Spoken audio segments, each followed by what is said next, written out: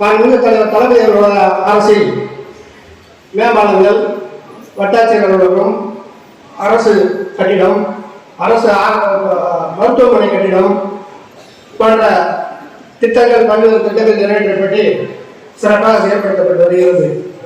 அதே நேரத்தில் ஒரு சில பொதுமக்களுக்கு இடையிலான சில பிரச்சனைகளை தீர்த்து வைக்க வேண்டிய அவசியம் உள்ளது. குறிப்பாக இதை மாண்புமிகு அமைச்சர் அவருடைய கவனத்திற்கும் மாவட்ட ஆட்சியர் அவருடைய கவனத்திற்கும் இதை கொண்டு வந்திருக்கிறேன். குறிப்பாக கருடங்குளம் ஊராட்சி என்பது 2 கிராமத்தைச் சேர்ந்தது. அதில் அலுவலகூர் கிராமத்தில் ஒரு ஆரம்ப சுகாதார உள்ளது.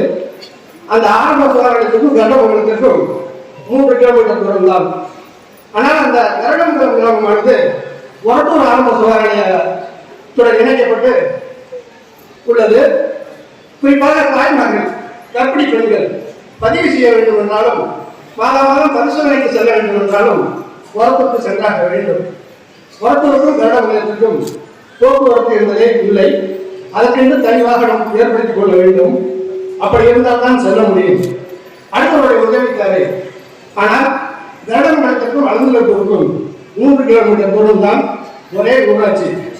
இதை ஒரட்டூரிலிருந்து கருடங்குளத்தை பிரித்து அலுவலகத்துறையை இணைக்க வேண்டும் என்று ஐக்கிய கோரிக்கையை மாவட்ட ஆட்சியர் அவர்கள் அந்த துறையினுடைய அலுவலருக்கு அறிவுறுத்தினார்.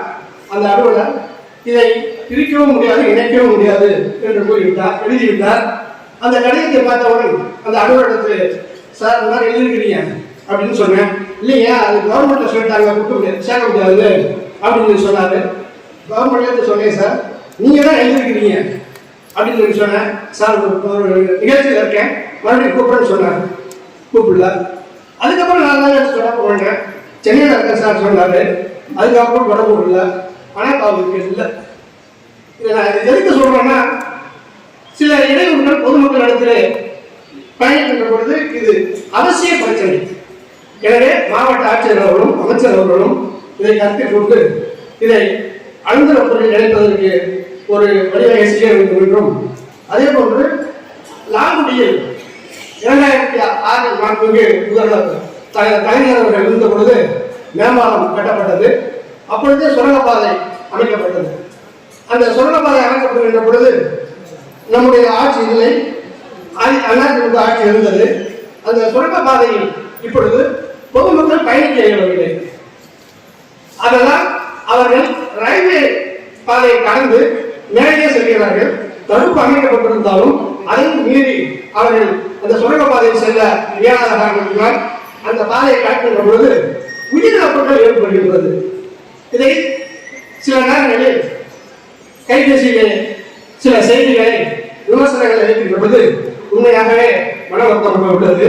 அதை கடந்த முறையே நான் அதிமுக ஆட்சி காலத்திலே நான் சட்டமன்ற உறுப்பினர் இருந்ததால் அன்றைக்கே நான் சட்டமன்ற உறுப்பினர் நிதியை தருகிறேன், அதுக்கு உண்டான பணியினை செய்துதார்கள் என்று அரசு அலுவலகத்தில் கேட்டுக்கொண்ட பொழுது அன்றைக்கு நிறைவேற்றி கொடுக்க முடியவில்லை. அதே நிலை இன்றைக்கு தொடர்வதால் இலக்காரமாகவும், இலக்காரம் என்பது அல்ல, அது அவசிய பணி என்பதால் அதையும் அமைச்சர் அவர்களும் மாவட்ட ஆட்சியர் அவர்களும் கருத்தில் கொண்டு அந்த பணியையும் செய்து கொடுக்க வேண்டும். குறிப்பாக இது போன்ற பணிகள் இருவருடைய கவனத்திற்கும் கடிதங்களாகவும் நேரடியாகவும் சொல்லியிருக்கிறேன். இது போன்ற அவசிய பணிகளை நிறைவேற்றி கொடுத்து மாண்புமிகு தலைவர் முதல்வர் தளபதி அவருடைய ஆட்சியை பதிவு செய்கின்ற வகையிலே இதை நிறைவேற்றி தாருங்கள் என்று கேட்டுக்கொண்டு வாய்ப்புக்கு நன்றி கூறி விடைபெறுகிறேன். நன்றி, வணக்கம்.